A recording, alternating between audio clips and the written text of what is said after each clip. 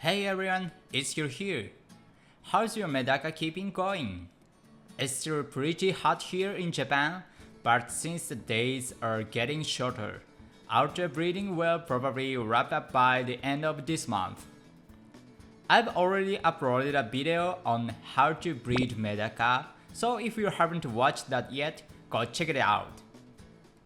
Today I'll be talking about how to take care of Medaka eggs.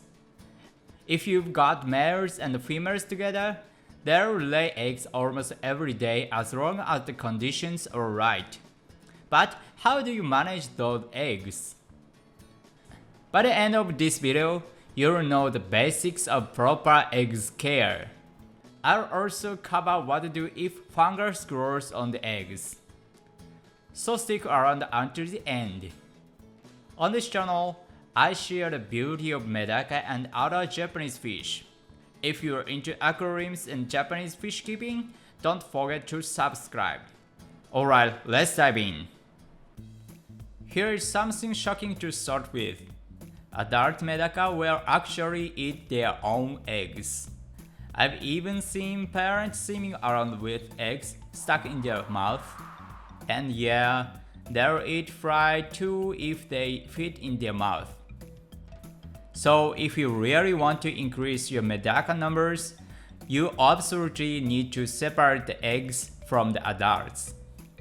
That said, in a big tank or tub with lots of plants and hiding spots, some fry might survive and grow naturally. If your goal is a more natural setup, you can just let it be. It really depends on your style of fish keeping. So how do you actually manage the eggs once you've separated them? The easiest way is to move the spawning mob itself into a small bucket or container. Medaka usually spawn in the morning, so by noon you'll often find eggs on the mob. When I spot eggs, I move the water mob into a 10-liter bucket. I recommended keeping the water around 25 degrees Celsius. At that temperature, fry usually hatch about 10 days. Higher temps mean quite a hatching, but there's also research showing that high temps can trigger the short-bodied gene. In Japan, these short-bodied Medaka are called Daruma Medaka. But it's not likely every fish turns short-bodied just because of warm water. It's a bit more complicated genetically. Also, that gene site close to the one that causes spinal deformities, so you might see more curved backs too. On top of that, high temps can mess with water quality. So for beginners, sticking to around 25 degrees Celsius is safest. Personally, I keep my eggs bucket outside in the same area as the parent fish. In summer, I use a bamboo screen for shade so the water doesn't overheat. With 10 liters of water, I usually don't even do water changes until hatching. But if you're using a small container, doing a partial water change every few days will help keep the eggs healthy. This part's super important.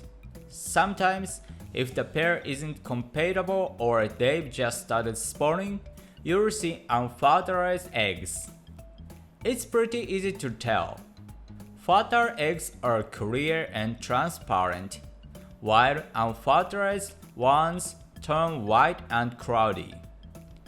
You'll often find both types in a single batch. The problem is unfertilized eggs grow fungus, and if they are stuck to fertile eggs, the fungus can spread and kill them too. So the trick is to separate fertile and infertile eggs right after spawning.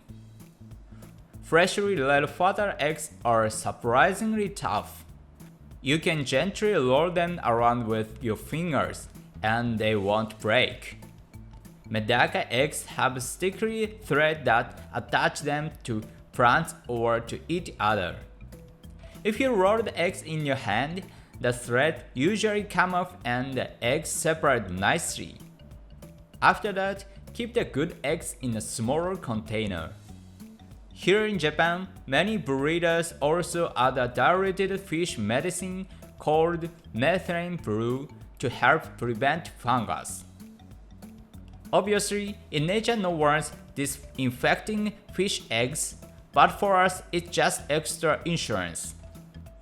If you separate them well, even if one egg does get fungus later, you can just pick it out with a toothpick.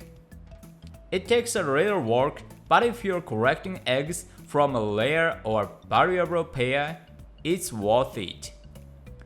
Oh, and one more note. Eggs are safe to touch right after spawning, but as they develop, their outer membrane gets thinner.